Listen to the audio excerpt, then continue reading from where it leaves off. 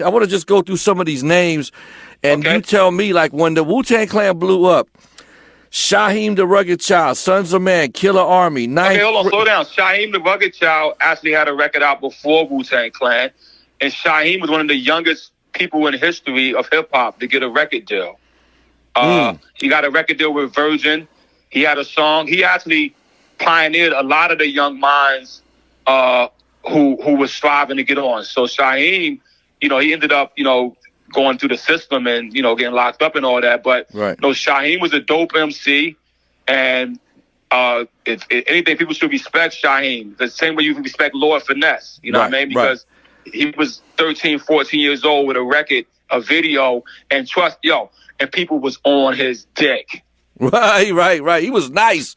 I remember y'all brought him to KMEL and he was busting, and we was looking at him like, this dude is nice. Look, Shyheim's on a song with Jay-Z, Daddy Kane, and ODB, yo. I mean, I'm just saying, don't.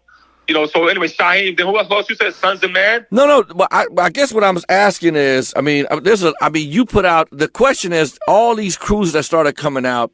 Now, me getting to know you in the early 90s myself, I knew that you had to have a hand in all these things coming out. But the regular public didn't know if these were Wu-Tang members, not members. Were they just profiting off your name? Were you affiliated with these guys? So let's go through the names, and I'll tell you. Sons of Man, that's family as well. Sons of Man, one of the members of the Sons of Man is my cousin, 60-Second Assassin. And once again, you heard Jay-Z yell out 60-Second Assassin because 60-Second was a dope MC from Brooklyn. Okay? Right. Prodigal Son, Killer Priest. Right. Killer Priest was nice, bro. Killer Priest was part of Sons of Man. Yeah. And they had they got a gold record.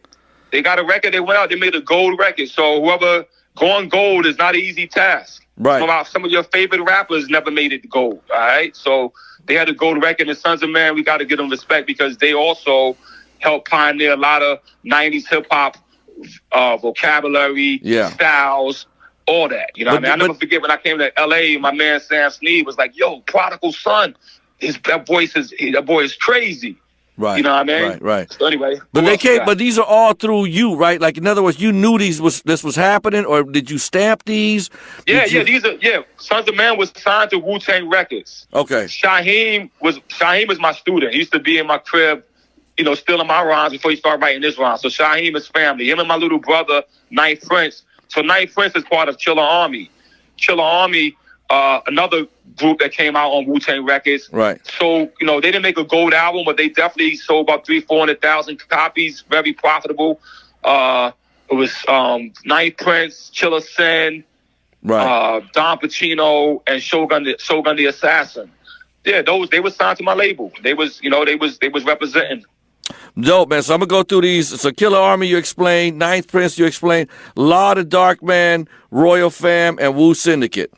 Okay, Law the Dark Man was connected to my brother Tyrese, right? So I think Law came from Sacramento, but Law was kind of more rolling with Raekwon's team. You know what I mean? Gotcha. But he was signed to Wu-Tang Production as well. Royal Fam and Wu Syndicate. Okay, Royal Fam out of Brooklyn. So Royal Fam is an interesting story. That's Timbo King. So Timbo King is an MC. Timbo King and Dreddy Kruger. So Dreddy was Jizza's team. I signed Royal Fam to Wu-Tang Records as well. Timbo King was actually a battle MC master. Used to go through New York eating MCs up. All right, ate up a lot of MCs. He didn't eat me up. I ate him up. All right, and we became friends. But I ate his ass up. But I seen him battle so many MCs and bodied them. You know what I mean? And so when Wu-Tang got on, he had a dope demo called, he had a demo where he was using all the vernacular from, like, ass cap, I put a cap in your ass. Like, right, I got you. Got you, flipped it. Song, it was kind of crazy. Right. And, but he never really, that particular group, they appeared on our Swarm, but they never really got a chance to blow. But he was officially signed to Wu-Tang. And then Wu Syndicate out of Virginia, Joe Mafia and Maya Lansky. They came in through my cousin Daddy-O. So you notice on the first album, we had a lot of family down in Virginia. You know, a lot of street homies. We had our first Woo-Wear store, or our second or third Woo-Wear store was right in Virginia.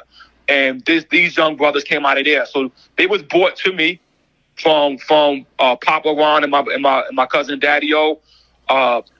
Personally, I thought they was dope.